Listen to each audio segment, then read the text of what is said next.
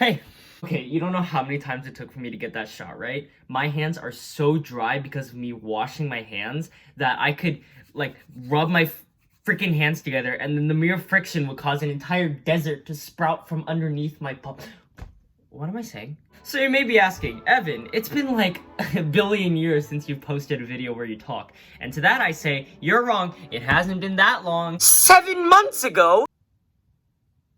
But anyway, I'm back because, the busyness that I usually have every day has been taken away. Like, on a normal day, I'd have to do school and band.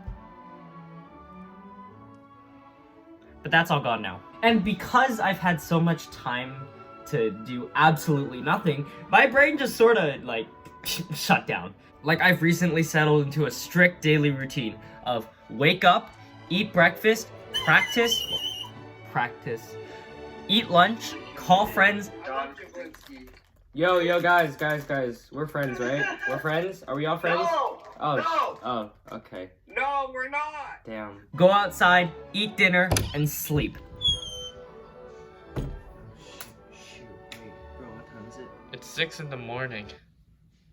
Oh, shit. But I mean, like, on the bright side, I mean, if you can really call it a bright side, quarantine is giving me a lot of time to think about and, like, really obsess over small, minute things that I usually wouldn't think about in a normal day, but now I can't get out of my head. And of course, most of these things have to do with music, because, like, oh, boo, imagine the music channel talking about music. I'm sorry.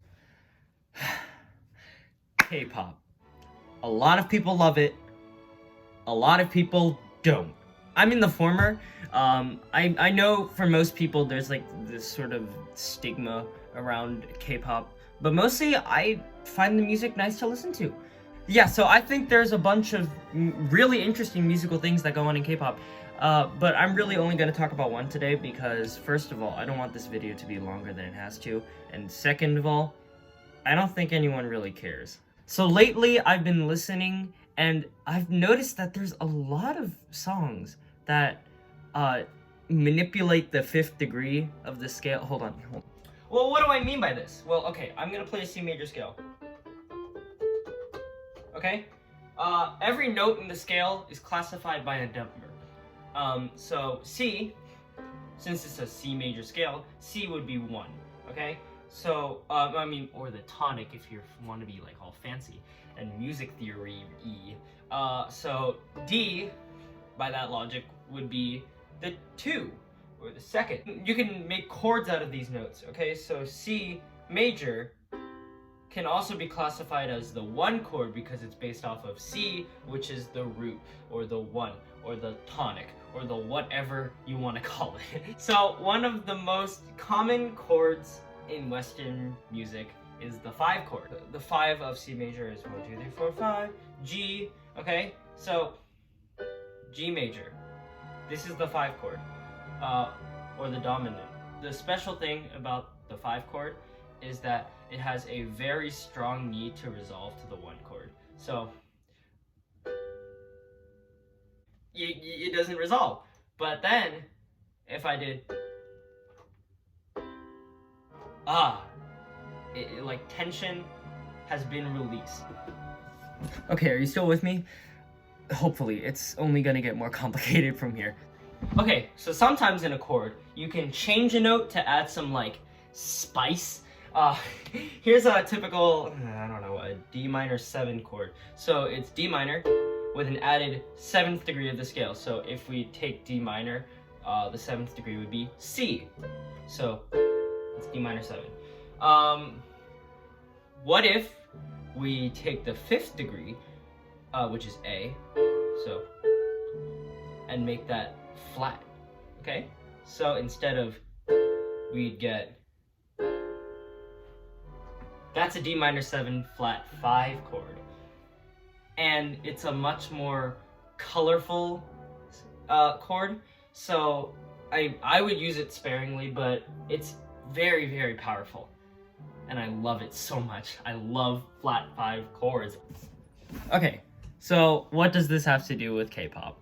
Well, I've noticed a lot of songs, as I've mentioned before, that flatten or sharpen the 5th in a chord or chord progression, and I've always loved the sound of these, so I'm going to talk about that in this video. I'm going to talk about a few songs that I think use this manipulation really well. And hopefully I'll find the answer to the question, why is this so common? I can already tell this video isn't going to do too great, but oh well. So the first song we're going to talk about today is Would You by Red Velvet.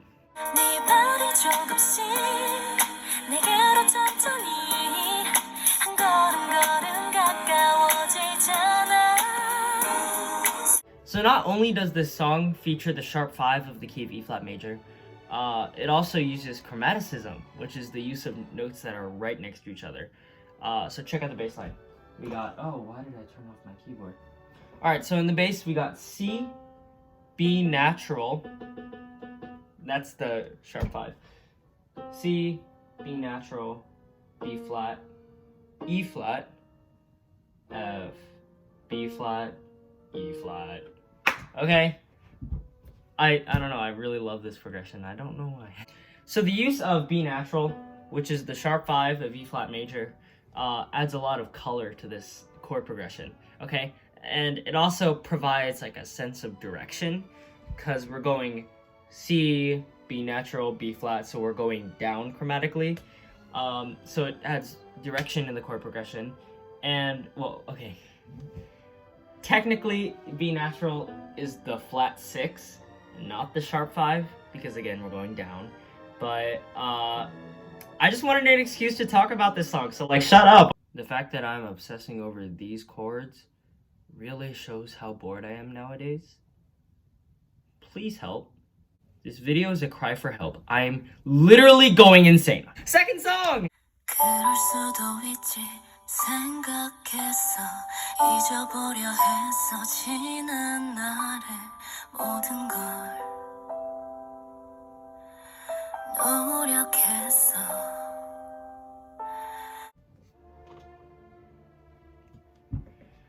That was Goodbye by Huyen of the group Mamamoo. I love this song. Huyen's voice is like so incredible and the song has so much emotion. My job is to talk about the chords. Okay, so we start off with our root in G major. Then we go to the third, B minor. Then the second, A minor. Then that interesting creature. Then we resolve to G major second inversion. Okay, but wait, I hear you say, what was that scrumptious chord I heard earlier? Woo! What was that? Well, the notes I was playing were E flat, G, A, which should technically be notated B double flat, but that's gross, and C. Okay, so that would make it an E flat 6 flat 5 chord. So, not only is a flat 5 featured in that chord, but E flat is the sharp 5 of the home chord G. Do you see my point? This shit is everywhere. I've been informed that E flat 6 flat 5 is actually not the correct chord used in the song. It was C minor. Just a regular old C minor. The minor 4 in the key of G. Damn it. Well, onto a song that I know for a fact is harmonically interesting. Take a listen.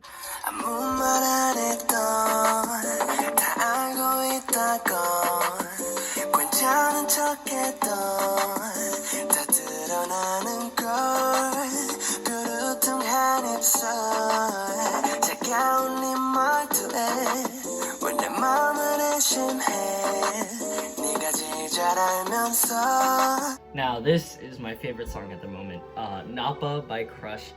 I just love the chillness of it, and the chords do a really good job of conveying the emotions of the song.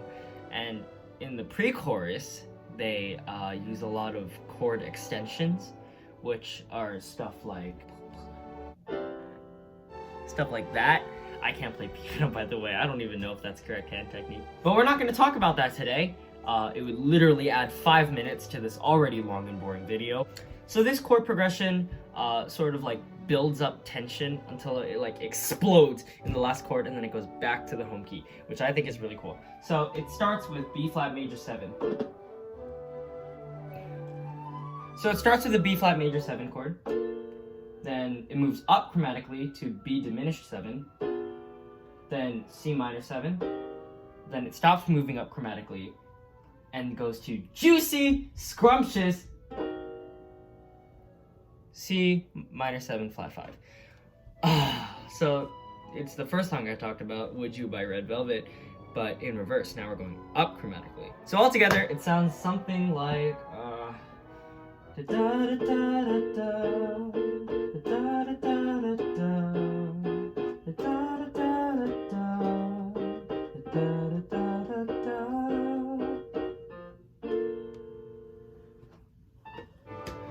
Of course, that's only the first 4 bars, but like, yeah, that's basically the idea. I don't want to sing anymore. Nappa taught me that the flat 5 can work as almost like a leading tone or a push to the home chord. Check it. C minor 7 flat 5 contains G flat as the 5, okay? But then in B flat major 7, the 5 is F. F and G flat are right next to each other. So that causes this chord to have a very, very strong push to this chord than perhaps a regular C minor 7. Just for test purposes. C minor 7, B flat major 7. Bland, unoriginal, boring. C minor 7 flat 5.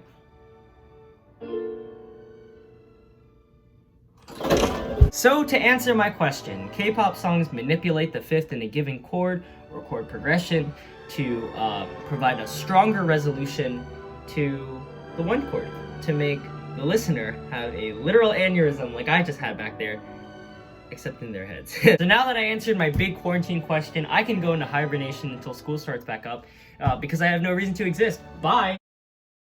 What the hell is a pencil?